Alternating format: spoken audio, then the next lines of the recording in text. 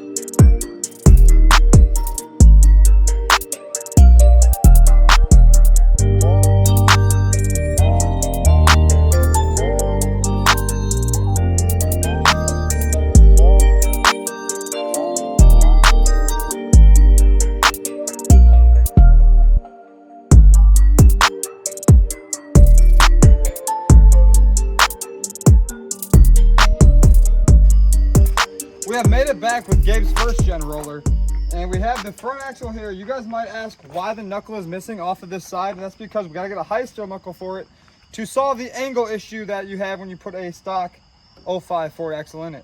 So front axle's here, it's already trussed, that is just tacked on, needs to be fully welded.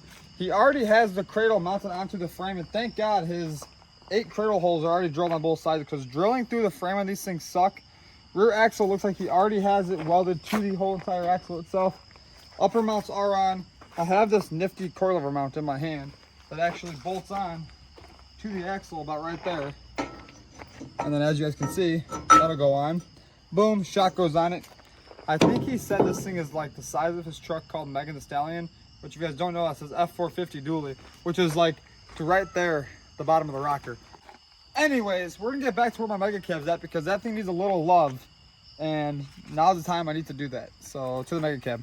We have arrived to where the mega cab is at, and I am now making it very, very massive. So come over here and look at our first dilemma. So in order to get the lift underneath this truck without it hitting the cradle, I have to remove that stock control arm bracket first. So what I did was, if you look up front here, I put these stands underneath the frame because I knew the control arms off. So I got a little bit happy last night with the plasma cutter. I ended up whacking the control arms right in half, probably the easiest way to do it. I bolted the control arm bracket, which will allow me now to get the lift underneath of the frame where I need it to be and get this thing up in the air. So let's do exactly that.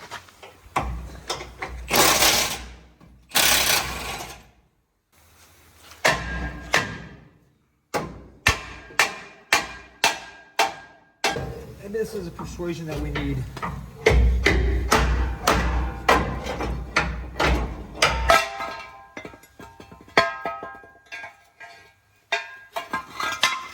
Control arm drop bracket going to the scrap pile.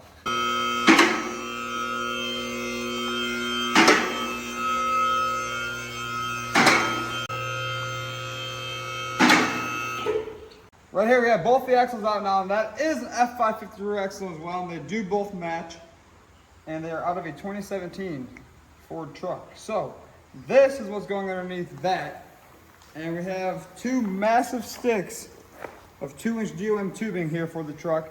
We're doing complete show style sheet metal control arms on it and a whole lot more. So we're gonna get this thing stripped down, and you guys will see a lot of this in the upcoming videos. Wow, Florida trucks always come apart like effortlessly.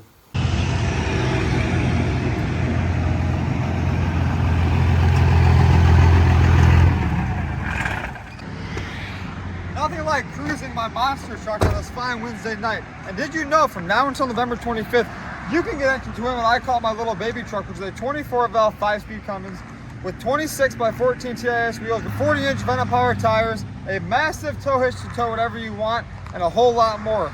All you gotta do is click the link above or in the description below to get on there now. Maybe I'll be giving you a call on November 25th telling you to come get your new truck. enjoy the rest of the video.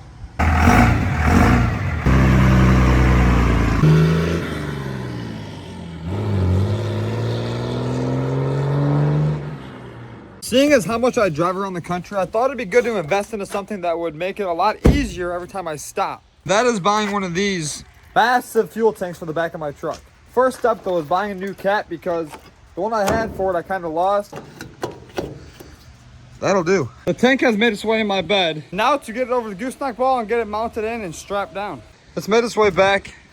Time to wire that into the motor to where we hit this little switch and the pump starts pumping. We got the tank installed and it is now hooked up to the battery of my truck to where all I have to do when I walk over here is grab the handle, undo it, flip this up, and she's pumping. So let's go try that out. I gotta go to the gas station though and fill this tank up first. Let's do that. And here goes about $450. The tank is filled up and now we're gonna go use it on the blue truck because I'm kind of impatient, like you guys know, and I want to see how it works, you know, just pulling up to my house and fueling up my truck. It's kind of baller if you ask me. You just have a mobile gas station at all times in the back of your truck. Like, how can you fail in life and towing trailers and running out of fuel if you have fuel with you at all times? So if I run out of gas right now, I can laugh about it, jump out of my truck, flip a switch, pray to God it doesn't drain my battery because the truck's not running, you know, it's out of fuel, and fill up my truck. That's just my theory. So we're gonna see how this thing works. And I know it's kind of dumb, but I've never had a transfer tank in the back of my truck. And like I said, it's just cool that I have an abundance of fuel on the back of this thing. So to the house to fill up the blue truck.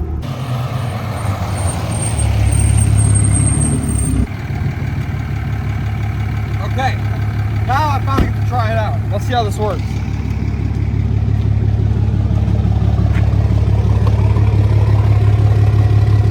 Diesel fuel only. Just so you guys know, do not put unleaded regular gas in this truck when you win it. Pull out my massive 40-foot hose and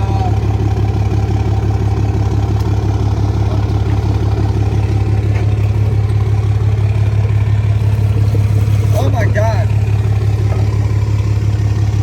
This is actually sick. I have a mobile gas station now.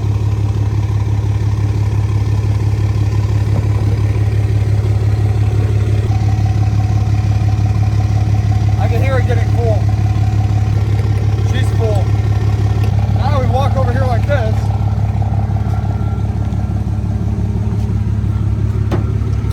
Open up this one. We top it off. Life is amazing. I have mobile gas stations everywhere I go now. Yep, she's full too. Okay, so we probably have about a solid 40 gallons left in the tank. And with that being said, we have something very monstrous in the next YouTube video that you guys probably should be very excited for. And I'm leaving in the morning at about 6 a.m. to go on a mission down to Crown Customs in Danville, Illinois. Rich guys, these boys are tight.